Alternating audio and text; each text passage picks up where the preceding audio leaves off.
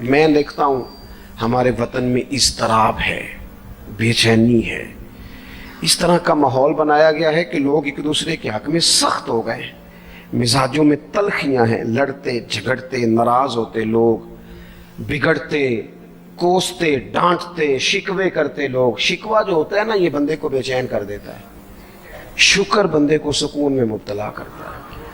شکوے آزمائشیں اپنے دلوں میں وسعت لائیں، ایک دوسرے کو اصلاح کی طرف لائیں، ایک دوسرے کو پیغام دیں، ایک دوسرے کی تربیت کریں، تھوڑا سا حوصلہ، تھوڑا سا صبر، تھوڑی سی گنجائش اپنی طبیعتوں میں پیدا کریں۔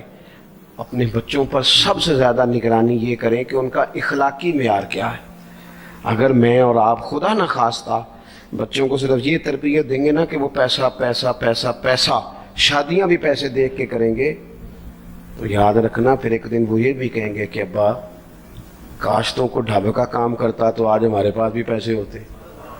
پھر باپ سے بھی پیسوں کا ہی مطالبہ ہوگا، پھر لوگ ماں باپ بھی پیسوں کے لیے چھوڑ کے چلے جاتے ہیں۔ پھر جب آپ نے تربیت جس چیز کی تھی تو نتیجہ بھی تو وہی برآمد ہوگا۔ یہ تو نہیں ہو سکتا کہ بندہ بیج کوئی اور لگائے اور درخت کوئی اور نکل آئے، یہ ہو نہیں سکتا۔ اگر ہم اپنے باپ سے روز جھگڑا کریں گے 5 مرلے کے لیے تو یاد رکھنا پھر ہمارا بیٹا 1.5 مرلے کے لیے بھی جھگڑا کرے گا۔ پھر معاملہ اس طرح کا مرتب ہوگا۔ ایک دوسرے کو اخلاقی پیغام دینا ضروری ہے۔ آخری بات آپ کی خدمت میں عرض کرنی ہے، اور یہ میری خواہش ہے کہ آپ اس پر زیادہ توجہ کریں گے انشاءاللہ۔ آپ سارے ویڈیو بنائیں، مجھے کوئی اعتراض نہیں، پر مہربانی کریں دیکھیں تو میری طرف نہ۔ جب آپ لائیو چلاتے ہیں تو پھر اسی کو دیکھتے ہیں، وہ پھر کہتا ہے کہ یہ کومنٹس آ گیا تو دوسرا آ گیا۔ اللہ کرے میری بات آپ کے دل میں اتر جائے۔ آپ تھوڑی سی توجہ کریں، میں کیا عرض کرنا چاہتا ہوں، غور کریں میرے بھائی۔ ملک میں نا مہنگائی تیزی سے عروج پکڑ گئی ہے، اور مہنگائی جب ہوتی ہے نا تو امیروں نے تو مال بیچنا ہوتا ہے، تو ان کا دگنا ہو گیا تو وہ تو اور امیر ہو گئے، تو غریبوں کے لیے مشکلات بڑھ گئی ہیں۔ جو طبقات بیچارے تنخواہ دار تھے، کمزور تھے، میری طرف دیکھیں جناب، وہ اور کمزور ہو گئے۔ ہمیں زیادہ تو نہیں لیکن اتنا ضرور کرنا چاہیے۔ یہ قرآن پاک دے دیں جی، مجھے دے دیں، لے لیا، تشریف رکھیں آپ۔ عزیز بھائی تھوڑا سا نا، زیادہ نہیں، 3 لوگ مل کے ایک غریب آدمی کا خیال تو رکھ ہی سکتے ہیں نا۔ لیکن غریبوں سے بھی عرض کروں گا، سہارا بندوں کو نہیں بنایا کرتے، سہارا رب رسول کو بنایا کرتے۔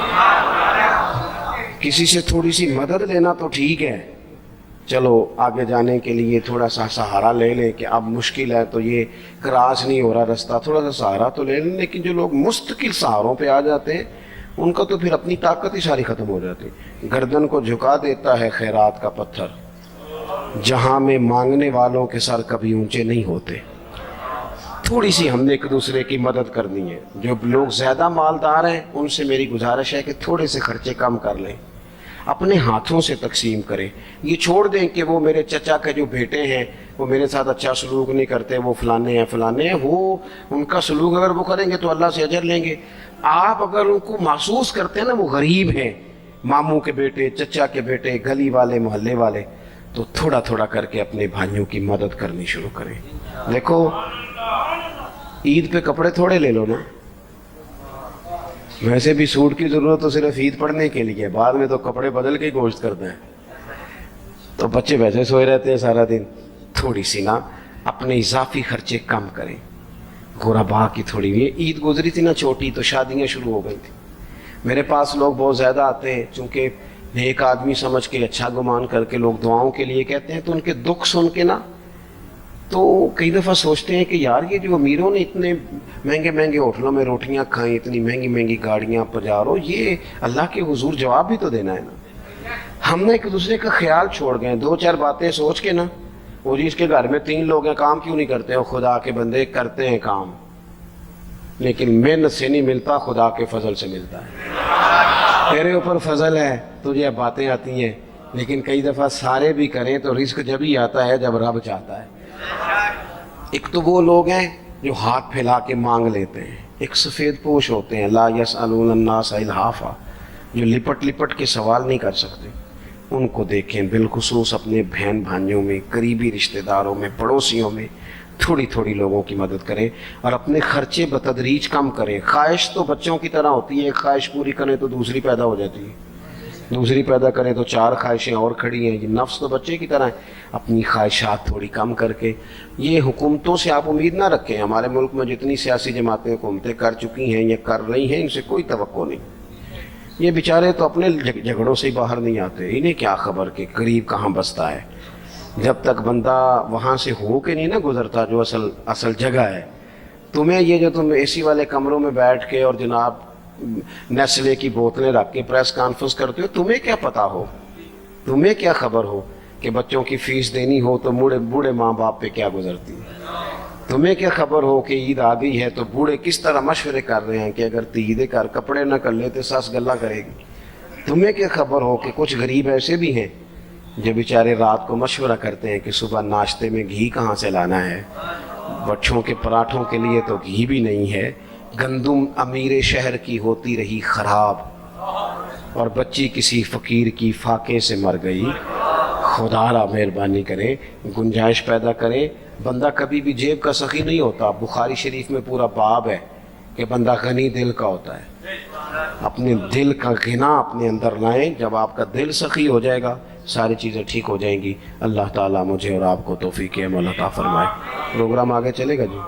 اللہم صلی علی سیدنا و مولانا محمد معدن الجود والکرم وآلہ وبارک وسلم۔ اللہ ہماری حاضری کو قبولیت کا درجہ عطا فرما، ہمارے گناہوں کو معاف فرما، ہماری غلطیوں سے درگزر فرما، علم نافع عمل صالح کی توفیق عطا فرما۔ اللہ بیماروں کو شفا دے دے، مقروضوں کو قرضوں سے رہا کر دے، تنگ دستوں کو وسعت رزق دے دے، بے اولادوں کو صاحب اولاد کر دے، اولاد والوں کی اولاد کو فرما بردار بنا دے۔ اس مسجد کو، حاضرین کو، مہمانوں کو، بندوبست کرنے والوں کو، سب کو بہترین صلہ عطا فرما۔ اللہ تعالی ہمارا خاتمہ ایمان پہ فرما، دنیا اور آخرت میں ہماری پردہ پوشی فرما، امت کی خیر فرما، پاکستان میں نظام مصطفیٰ صلی اللہ علیہ وسلم کا سویرا طلوع فرما۔ اللہم رب اغفر وارحم وانت خیر الراحمین وصلی اللہ تعالی علی حبیبہ محمد۔ آپ حضرات نا مسجد کا تقدس خیال رکھیں گے، مجھے جانے دیں گے، مجھے ہاتھ لگا کے آپ کو کچھ بھی نہیں ملے۔